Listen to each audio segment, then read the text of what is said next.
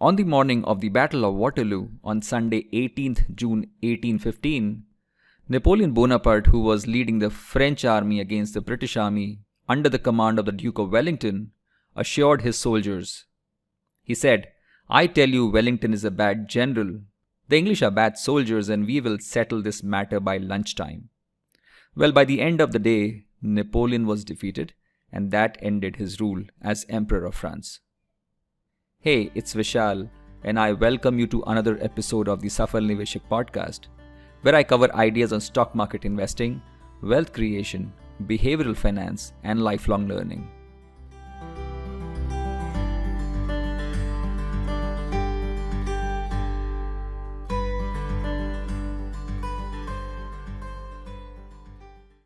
Around 100 years after Napoleon's arrogant remark and defeat, on 15th April 1912, just before the Titanic, the gigantic ship which was unsinkable, was about to embark on its maiden journey, one passenger asked a ship's agent for extra insurance on some valuables in her luggage, and the agent replied, "Ridiculous, this boat is unsinkable."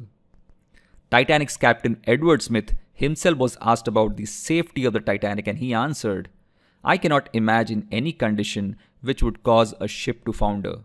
I cannot conceive of any vital disaster happening to this vessel. Modern shipbuilding has gone way beyond that."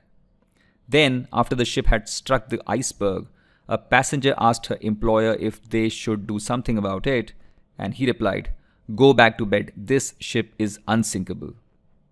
Move forward another 89 years and consider the example of Enron and the email that Kenneth Lay, then the CEO, sent to his employees in 2001.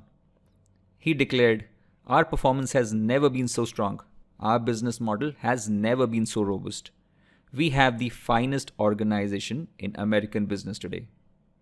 That was less than 4 months before Enron filed for bankruptcy.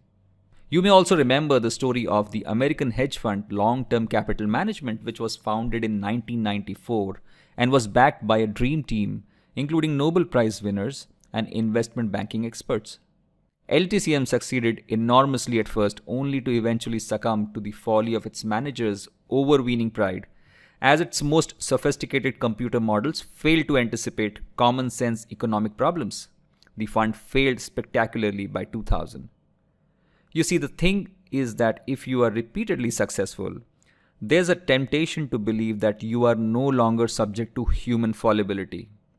But the honest and harsh truth is that in a world that is continually changing, every right idea or strategy eventually becomes the wrong one. With an arrogant attitude, you cease paying attention to differing viewpoints.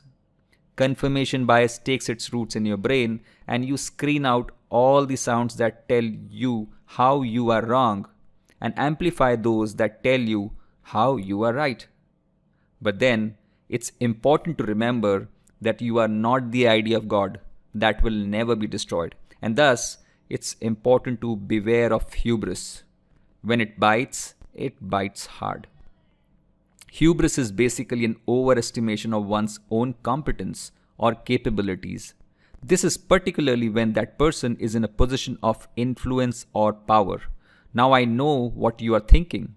You're thinking this would never happen to you, and it might not to any great degree.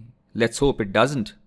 But the real thing about hubris is that you rarely think you have it until it's already run an unhealthy portion of its course. Consider investing in the stock market. Open Benjamin Graham's security analysis, and the first thing you read is a quote from Horace.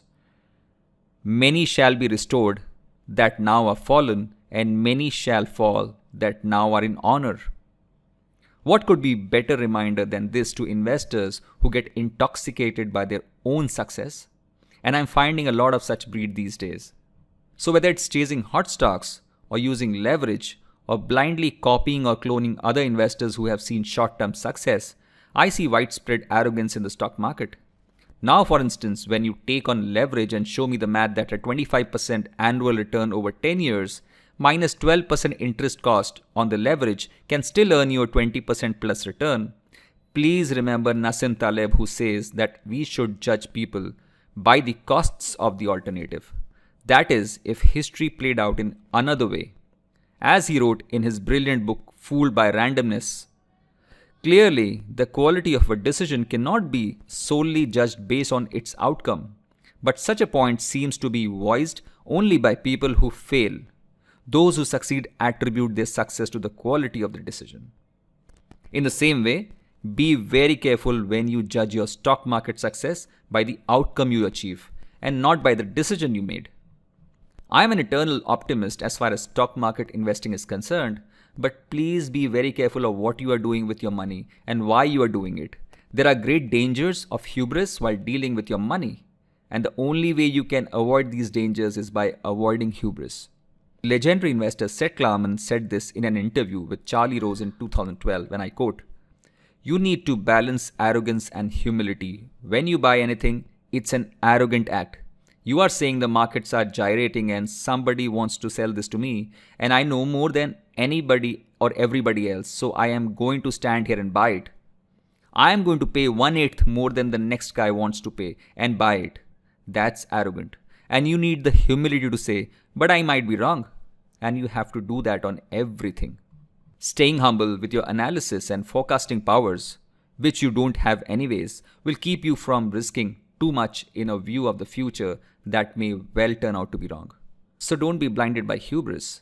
A little humility can keep you steer clear of disaster in investing and in life. Thank you and have a nice day.